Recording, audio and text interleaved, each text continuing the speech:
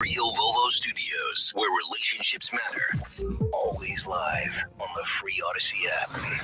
It's Dom time. Now, Dom Giordano. Yes, it is Dom time. Good Tuesday. Welcome in, everyone. And a little bit later today, we'll take care. It's like taking care of all the family business. We'll have Russ Diamond on, who's mounting a campaign to stop Doug Mastriano. We'll have on the Republican candidate for sheriff out there in Montgomery County to stop Sean Kilkenny, among other things. Two eyesores here that we have to deal with. But I want to start because once you get reaction, as predictable as it is, then we have an opportunity to talk about this. I want to talk about Tim Scott coming off yesterday. A guy that I like, Dan, who does real queer politics. His name is Sean Trendy, has now pulled down his tweet. His tweet was this about Tim Scott announcing yesterday, "I'm not sure a black Republican can win the presidency," elections expert Sean Trendy, "due to racial resentment is too high among GOP voters." He said, "A third row I'm going to go ahead and touch. I'm not sure a black Republican can win a presidency because I think they'll shed too many Republicans with high racial resentment levels without getting much in return. I'm less certain of this than I was a decade ago because I think there are more suburban whites who tend to vote Democratic today who might be tempted to switch to Scott. But we've seen this with candidates like Mia Love and probably some of the statewide Republican flops." You know what, buddy? And I've seen this guy and usually like his stuff. This gets into the whole thing that Tim Scott talked about yesterday and the ladies on The View.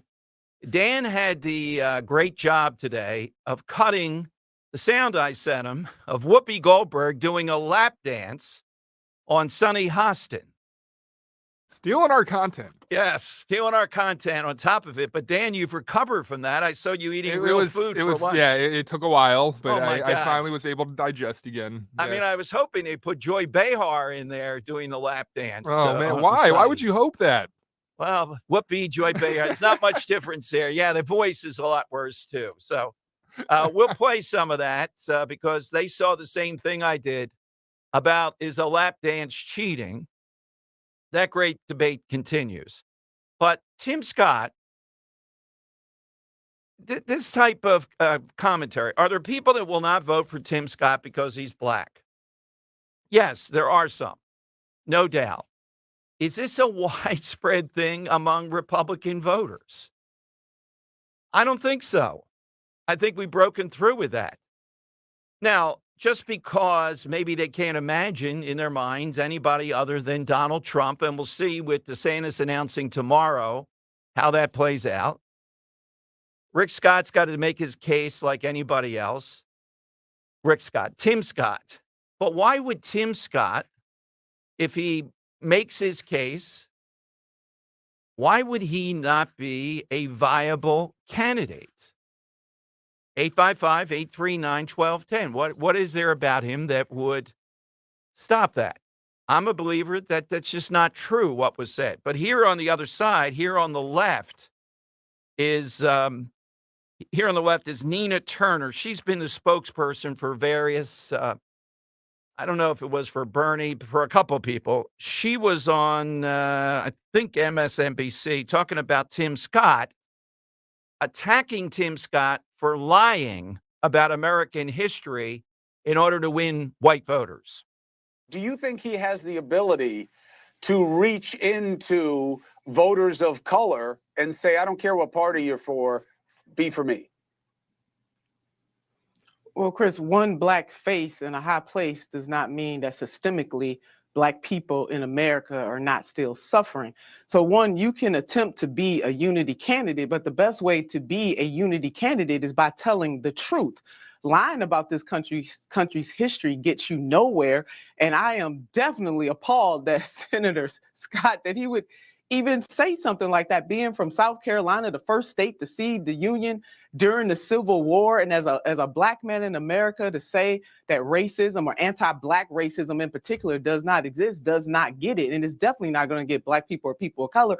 It's all right, Chris, to talk about the history of this nation as it was, and in some cases still is. If we look at redlining, if we looked at what happened to black wealth during the 2008 Great Recession in this country, if we look at policing in America, there are some systemic and institutional things that we must come together and fix. All right, here's the problem with this. He didn't say it. All right? He didn't say anything like that. He said, of course, there is racism in America. We have racist, et cetera, et cetera, et cetera, et cetera, et cetera. They will not give up the last bastion of this with Democrats, systemically racist. Now, when asked, even President Biden and Kamala Harris said America is not now a racist country.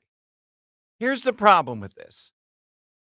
Answering this question, systemic racism, the goalposts are constantly moved. When we asked what would be a metric to use to determine, or metrics, that's what I'm always looking for. How are we measuring this?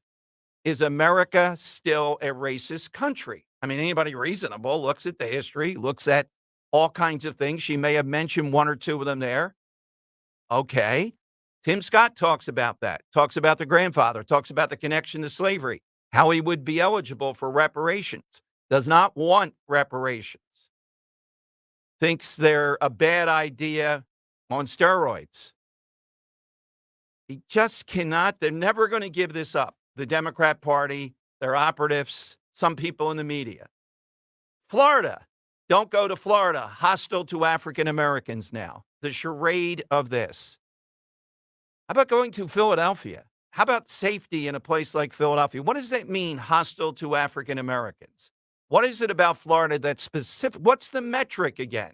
What's the evidence? They say these things. And if we get on I asked Dan to get a local NAACP, what's the metric? Tell me the metric. People don't like to talk about this. Very few people like to do it. They like to walk around, say wild, provocative things like this. When you ask them, though, what the metric is, Dan, you got to capture this from, I'm looking at Fox put this up. And it's maybe you can just pull it back here in a second. They put up the scores of math and reading in Florida among African Americans versus Maryland of African Americans, where the NAACP national headquarters is. Well, I guess Maryland must be awfully hostile to African Americans. How about the big cities? Again, what is the metric that we're using to determine if America is a racist country? So from my understanding, this all stems from the decision to ban DEI initiatives in public colleges. Yeah, and also from the, going after critical racism. But that's, going after critical racism Which and is DEI, racism, that's not right. racist, though. Yeah, That's going after a specific way of addressing race. Right, exactly. So, right, in fact, how many times do I have to say it? I've said it all over the place. That they even highlight this white town killing African Americans, 70 years ago, what happened in Tulsa. That has to be taught in Florida schools. What's the metric? Democrats, people on the left, don't want to answer that. They just want to say stuff because this is the thing that gives them power.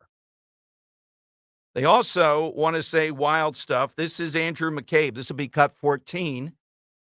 We did have this U-hauler, allegedly with a Nazi flag on the truck, ram into the security blockers at the White House. And I believe they have charged him, they believe, with trying to attack the president. Now, if true, he ought to be in jail for the rest of his life. All right? Or if they had taken him out, if they had shot him, I'd be fine with that also. But here is the Andrew McCabe, former second in command at the FBI, on with Poppy Harlow on CNN. And they're driving the narrative that Biden is right when he says white supremacy, again, is the biggest issue, the biggest terrorism threat. the biggest security threat that we face in this country. We've heard this again and again from the director of the FBI, from the Secretary of Homeland Security, and others testifying in front of Congress that this is the number one, certainly the number one terrorist threat that they're tracking right now. That is domestic violent extremists, and particularly domestic violent extremists who are motivated by anti-Black racial sentiments, right? So this fits very neatly within that warning that we've heard again and again. And I think you have to draw a line from this apparent attack on the White House by someone bearing a Nazi flag to at least some of the people, it's hard to say how many, but some of the people involved in the January 6th attack on the Capitol. How do we know that? Because some of those folks were carrying the same sort of symbols, Nazi flags, Confederate flags, things like that, that show you a commonality of ideology. It doesn't mean that they all know each other and they were all planning those two events together, but it shows you there is a thread of extremism, and particularly racially motivated extremism in this country that is also now directed at institutions of government. So these are things that our security professionals are very focused on right now. And as we saw last night, for good reason. It's terrifying. Andrew McCabe, thank you for all that. Happy Harlow, terrifying. Let's put it, that's terrifying. Everything's terrifying here. It's terrifying. Okay. So the idea of chronicling what was wrong with America, doesn't that lead to the greatness of America, how it evolved and how it continues to evolve? But these people are not going to live in that reality. They refuse to. And Tim Scott's presence gives lie to them every single day.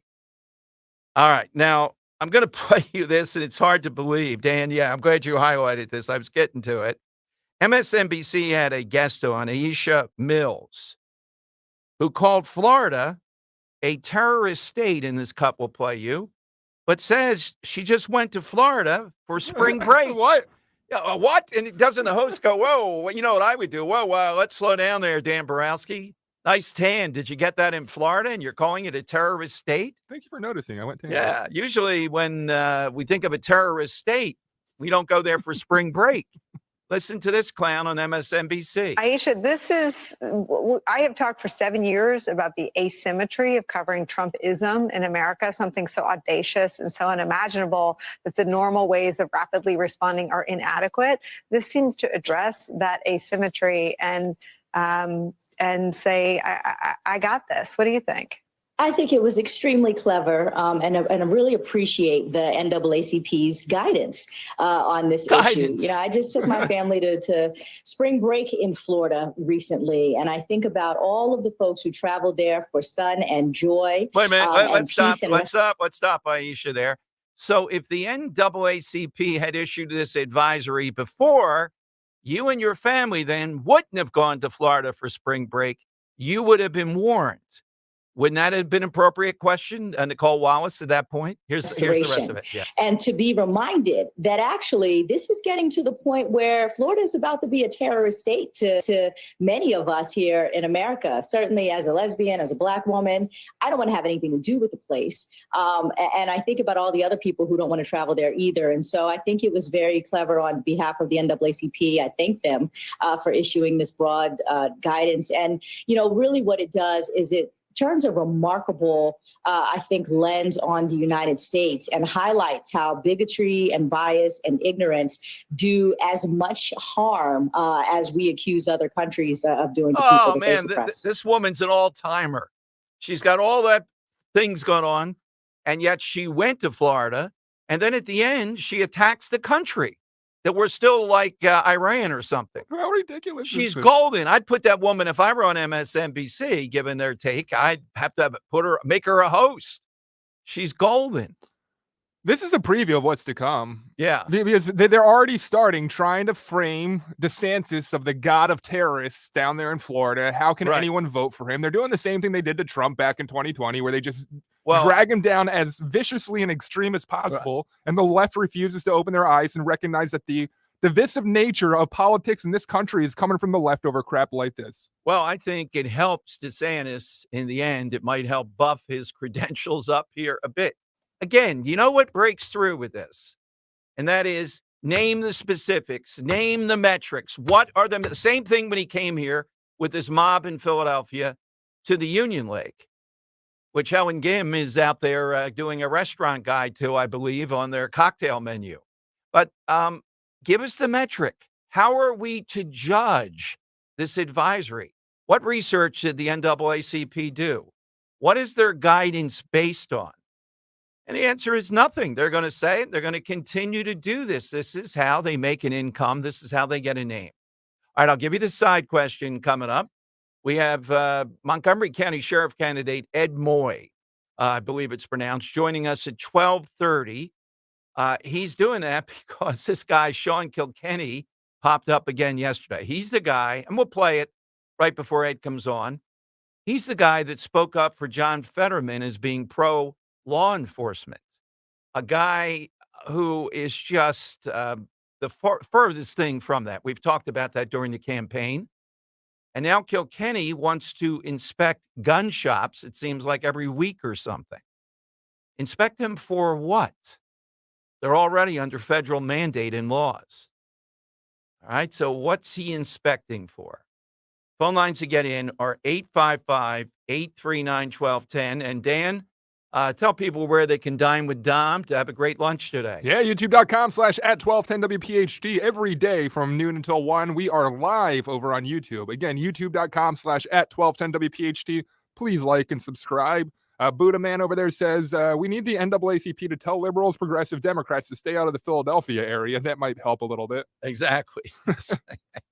Well, the Enquirer's got a massive editorial today. Yet another challenge for Sherrell Parker, stemming the exodus from Philadelphia.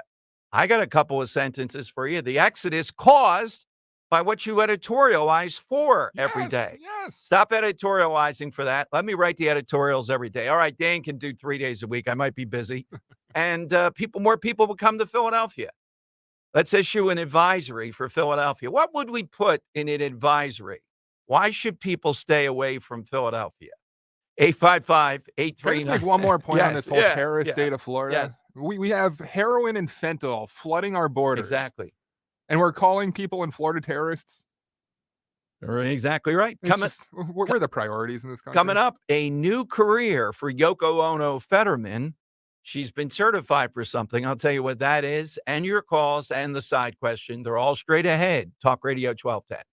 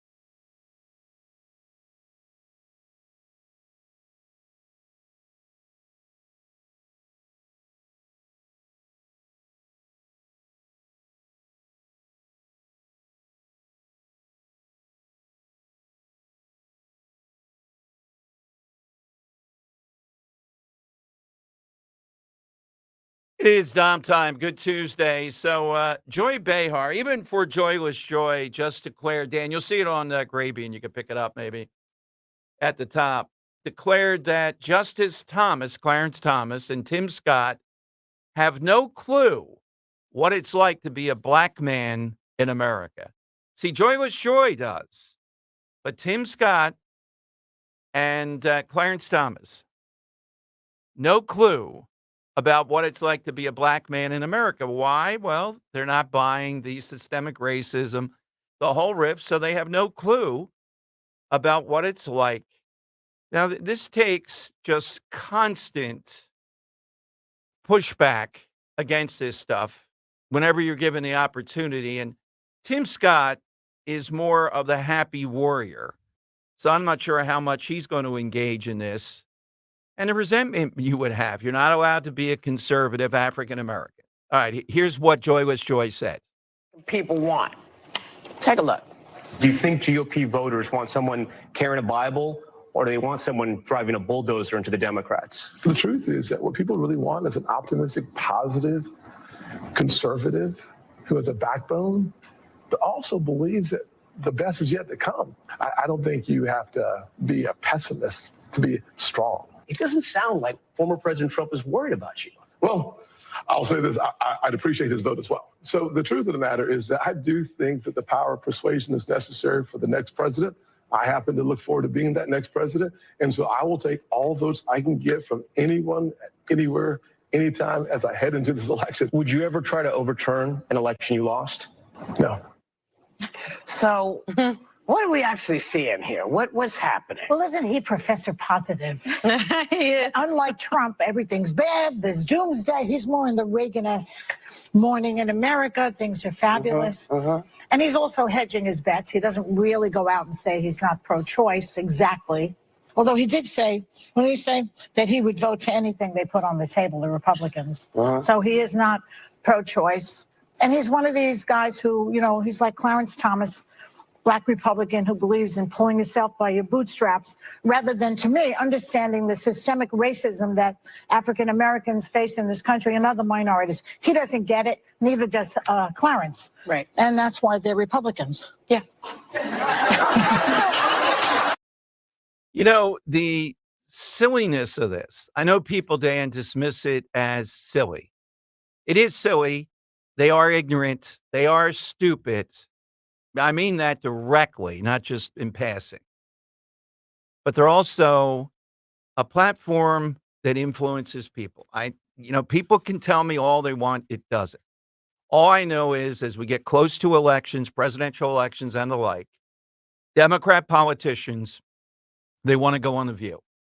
Sadly, it is the women's show out there. And I know women listen now saying, but I don't watch it. I don't do it. I get that. Does have an audience.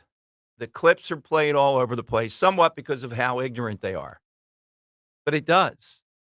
And this is the message. This is the last-ditch attempt.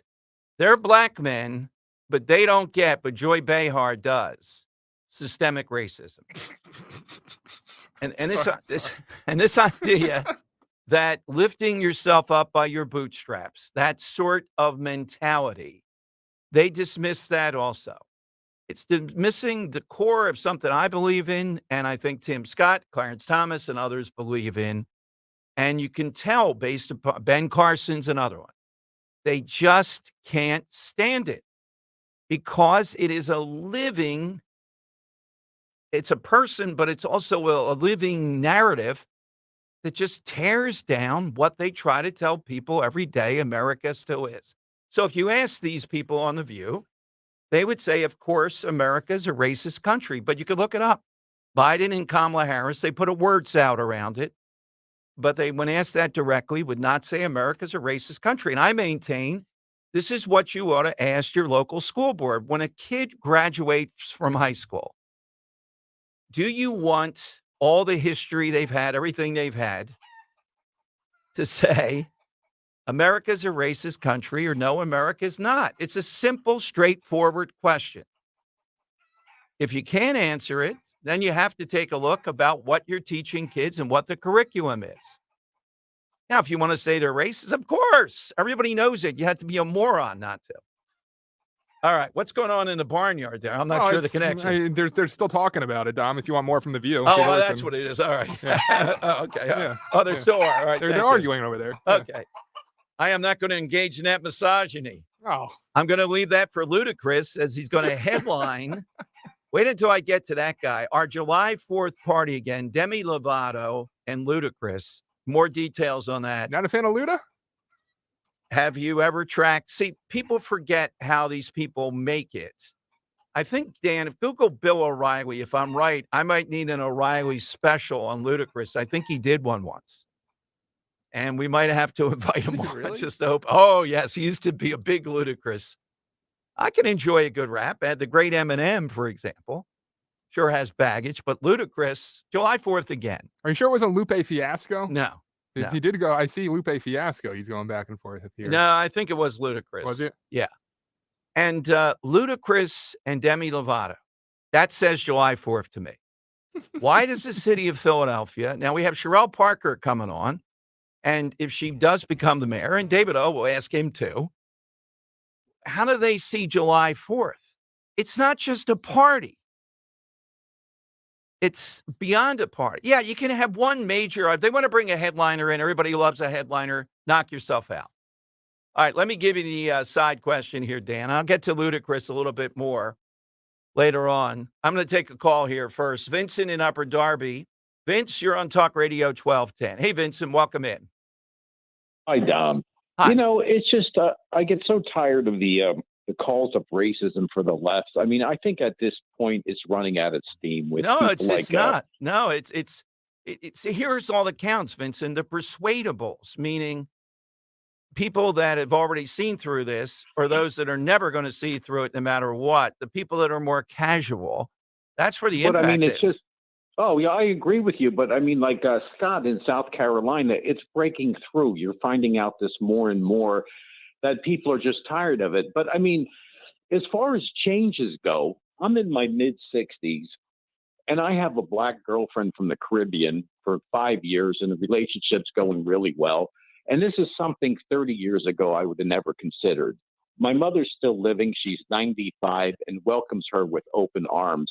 And I see these changes in people's lives all around. So I can't believe that things haven't changed and it's as bad. It's not the 1950s, you know? That's it. Thank you, Vincent. Yeah, you're a real life story on that. Hey, Jim, we got about 1 minute because we got a special guest coming up. But you say you hearing O'Reilly talk about Ludacris is how you started imitating O'Reilly. Jim, not there. I guess he's. No, I didn't have it queued up. Here, it's still not working. Sorry, Dom. Yeah. Oh, here you go. Ludacris, and this goes back to 2002 or 2003. He was like, so this guy, Ludacris, is doing a Pepsi commercial. This guy is mind poisoning to children. Gangster rap, him and guys like Snoop Dogg and Jay-Z. Okay, yeah. So that's my point, Dan. I'm right. It was Ludacris. And again, the city of Philadelphia can bring in anybody you want. But then you can't talk about misogyny. You can't talk about violence just because this guy's a star in Fast and Furious and everything else. I mean, isn't that a fair point? Is irresponsible. Yeah. Now, I'm not sure. Has he renounced all that? If he's done a public renunciation of it? I haven't seen it. The problem is the people that run the city of Philadelphia see this as a big party. I see it as a celebration of arguably our greatest day. And as a result of that, Washington and New York, they own July 4th. Philadelphia doesn't even have a sniff of July 4th. And Wawa, as the sponsor, doesn't even want to be in the city of Philadelphia due to the same policies, et cetera. How do you keep on giving us Ludacris, and nothing against Demi Lovato, but she has nothing to do with July 4th? Take one headliner, okay. People that are just coming casually. Yeah, so we'll get into Ludacris a little bit more. Coming up, we're going to talk with the candidate for sheriff out there in Montgomery County. Why sheriff? Well, this guy, Sean Kilkenny, He's a guy that, let's play this first, Dan. Here's Kilkenny. No, if you don't have a chance at it. Okay. We'll play it coming up before it. Kilkenny is the guy that spoke up for Fetterman. Now, you know the rap on Fetterman when he was running against Dr. Oz. All right. The rap was, this guy is a Mumia supporter. This guy, Fetterman, has placed people on the board of pardons and he himself to let out killers. He had killers on his staff. Here's Sean Kilkenny running again for sheriff, telling us we got it all wrong about John Fetterman. I'm a county sheriff, veteran, in Pennsylvania. I'm sick of Oz talking about John Fetterman and crime. Here's the truth. John gave a second chance to those who deserved it. Nonviolent offenders, marijuana users. He voted with law enforcement experts nearly 90% of the time. He reunited families and protected our freedom, and he saved taxpayer money. John Fetterman has the courage to do what's right. Dr. Oz doesn't know a thing about crime. He only knows how to help himself. This is John Fetterman, and I approve this message. Yeah, that guy. Well, this guy now is making national news because he's going to be performing gun inspections on gun stores, 92 of them, I believe, in Montgomery County. The guy that's running against him is next, and your calls. We'll get to the side question, too, here in a moment. 855-839-1210, though. That's how you get in right now. Hey, if you're tired of paying too much, Rescue Natural Supplements are rolling back prices to 2013 on top of Memorial savings all month long. That's right. For the entire month of May, you can buy 2 products, get 1 free, or buy 3 products and get 2 free on every single Rescue supplement. Combine decade-old rollback prices with free bottles for huge savings. Stock up on all your favorites. 1250 omegas, cholesterol supporters, probiotic, brand new health gummies are all on sale. To order, call 800-26-ALIVE. 800-262-5483. Speak to a Rescue product consultant or shop online at res-q.com. res-q.com. Don't miss out on this opportunity to save big because Rescue is over 50 products to target your health goals, and everything is on sale. Rollback prices, memorial deals start right now and last through the end of the month. Go shop res-q.com today, res-q.com.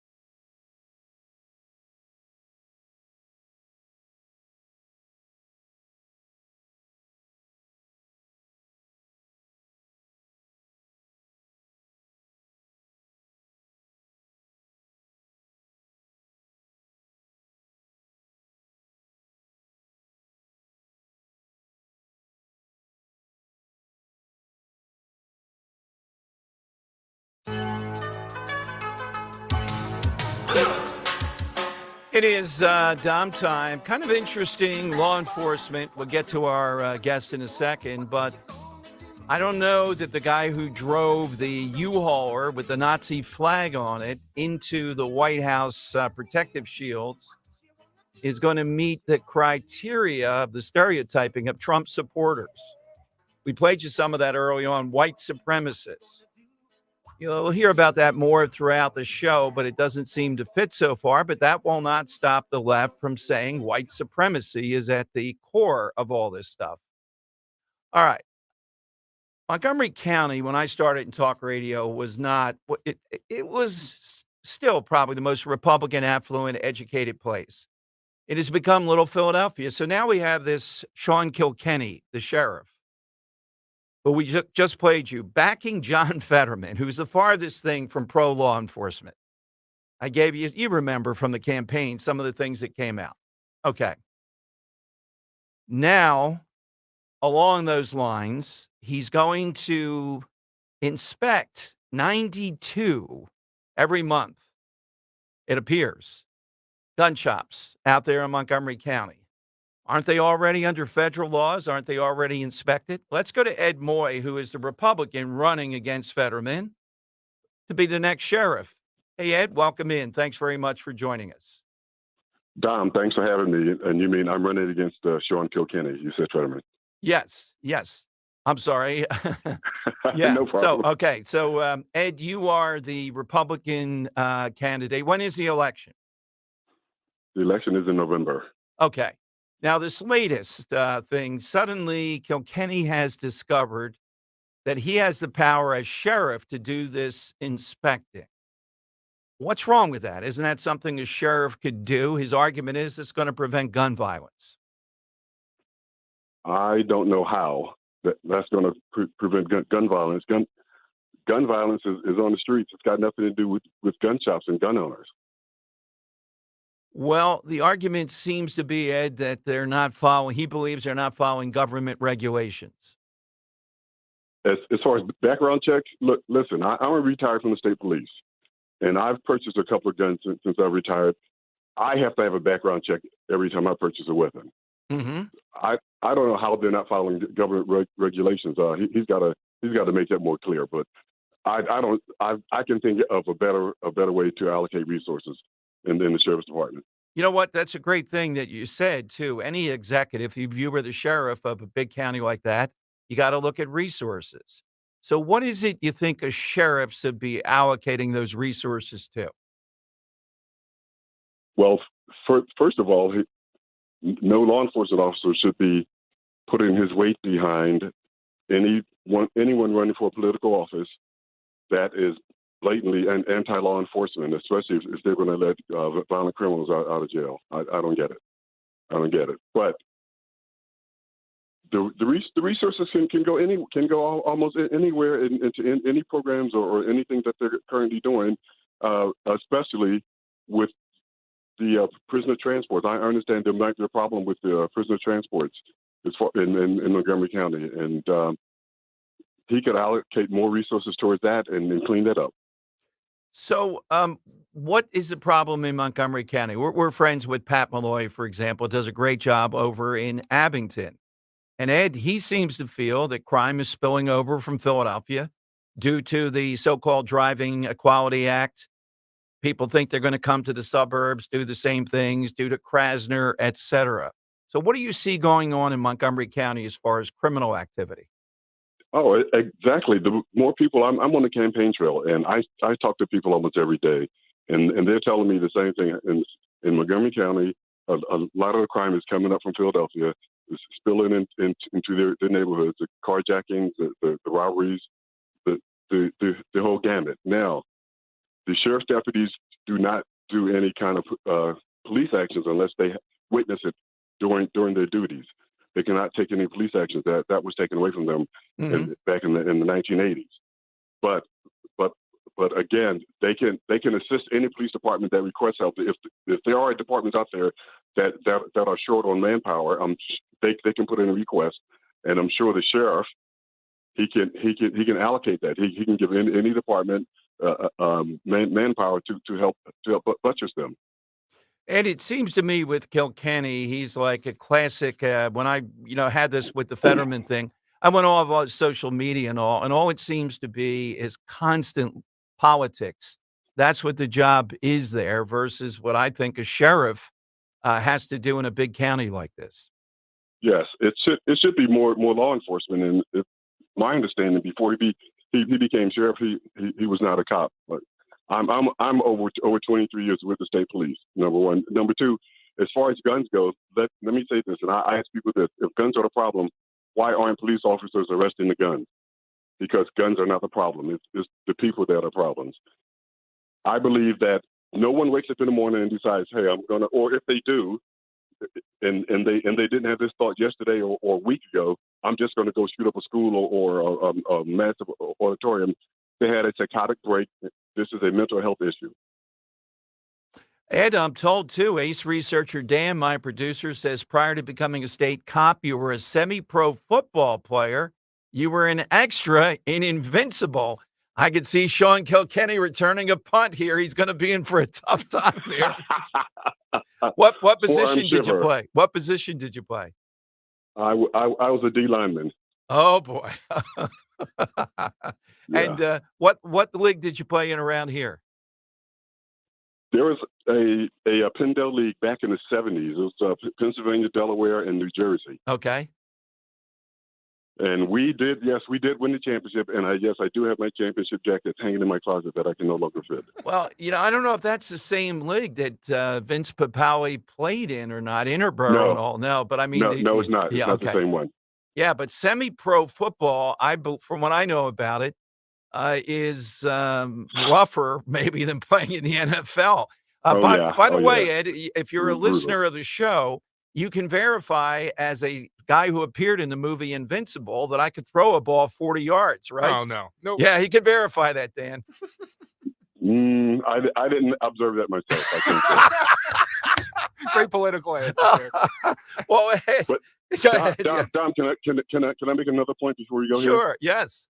Yeah, listen, there are, according to the CDC, there are between 60,000 and 2.5 million defensive gun acts a year in this country. 60,000 people. 60,000 people a year will protect themselves with a weapon, as opposed to we have one of these mass shootings every third day or every other week. Well, I agree with you. That is a great point to bring up. Exactly. The Second Amendment and the proper use of it, Ed, is the backbone of the country. Now, I'm 100% Second Amendment. Go ahead. Ed, do you have a website? Do you have a place where people can go and know more about your campaign? Oh, yes, I do. That's Ed Moye, 4sheriff.com. Ed Moye, M-O-Y-E. Correct. 4sheriff.com. Is it four? Yeah, that's right. Ed Moye, 4sheriff.com. Yeah. Okay, Ed. Yeah. Well, Ed, thank you very much. To be continued. We'll invite Sean Kilkenny on. I'm sure he'll want to debate you on this. Oh, Dom, I've got all kinds of numbers here for you. Please get me back on. All right. I can blow any anti-gun argument out of the water. Thank you, Ed. Thanks very much. All right, a bit of another character to add here. Yes, I like the defensive lineman in the film Invincible. Yes. This guy has a lot to his story, too. We only, scratch the surface. We'll hear more, and I'm sure coming up. Oh, yes. I'm thinking a member of the round table here. I like his style on this whole thing. So, you got a shot out there in Montgomery County. This guy, Kilkenny, is the only law enforcement that vouched that I remember for Fetterman. And now making news, he wants to go after gun dealers as the way to Scott County. Curious, is it not? All right, 855-839-1210. We'll talk to Ed Moye again, certainly when we get further down the road. Let me give you the side question now. Yesterday, we talked a lot about Bitcoin pizza. Ro didn't know what was going on, so I try to explain that yesterday was the day where this guy who paid in Bitcoin for a pizza like 20 years ago, the money he paid for then Bitcoin for the pizzas, Papa John's, I think it was, would be worth $218 million allegedly, if you kept it now.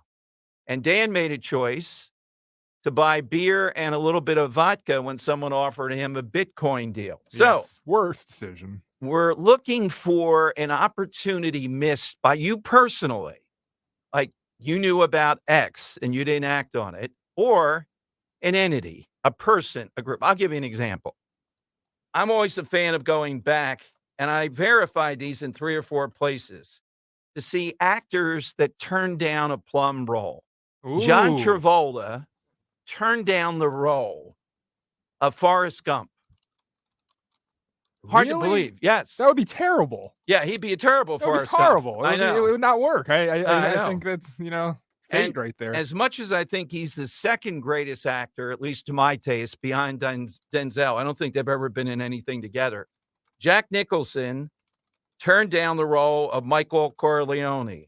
Really? He wouldn't have been good in that. No. Yeah. He's more the boss of bosses. He wouldn't have been the son and the whole thing. It doesn't.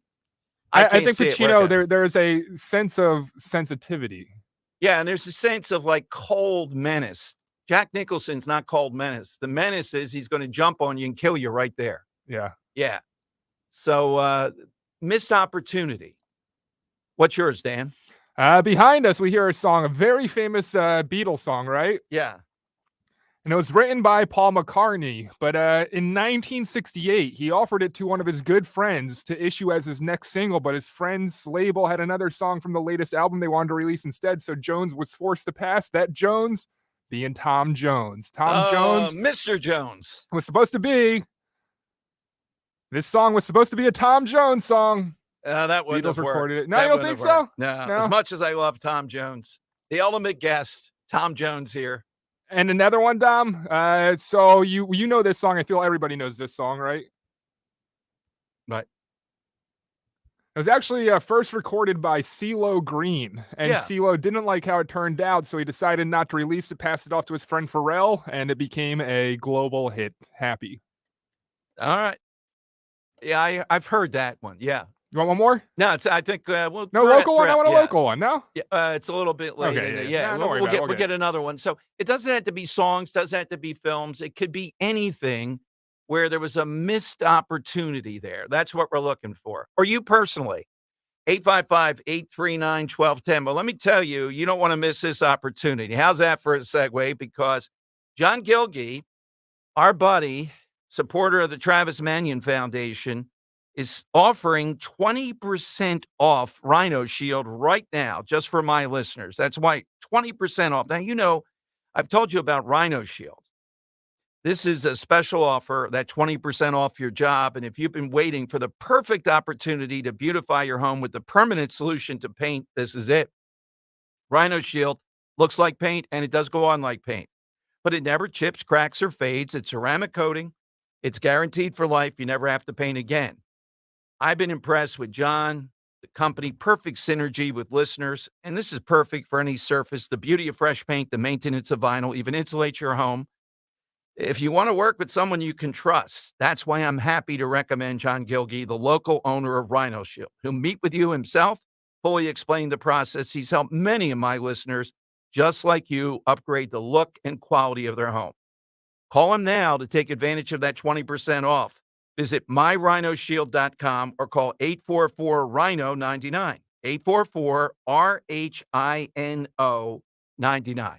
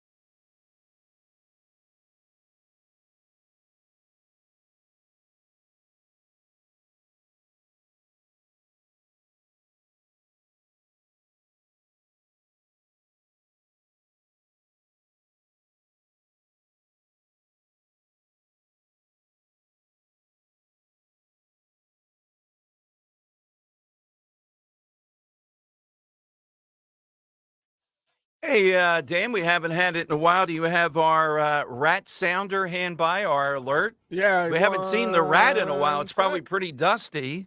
There it is.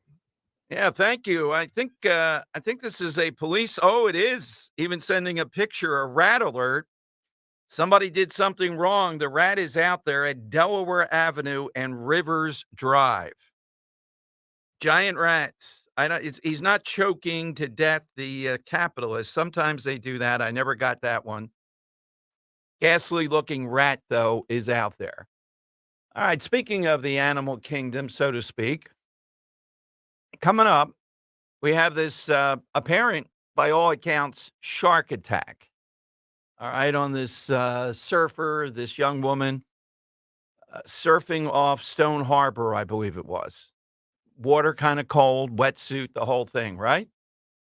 And yet this has all the earmarks of a shark attack. We also have, thanks to Matt Rooney, another dolphin washing up over in Sea Isle, and two of them over the weekend, one in Sea Isle, one in another Jersey Shore point. The question, if we had a shark attack, or potentially several of them, would that stop Governor Murphy and the wind farm? Would they suspend for a while? I'll give you my answer on the other side. But do you think it would? We'll get busy on the side question. We're going to talk with Russ Diamond, state representative. He used to work with Doug Mastriano. He is a premier anti-government overreach guy and worked with Mastriano on COVID. He'll give you a sense of where Mastriano went off the tracks. And again, this guy is, I'm looking at some of the commentary on people out there in the hinterlands. They can't get enough. They want Doug. They believe he was cheated the last time around. In other words, somehow or another, Josh Shapiro kind of stole the election. Are you buying that? You're with Dom at a big 1 o'clock hour on Talk Radio 1210.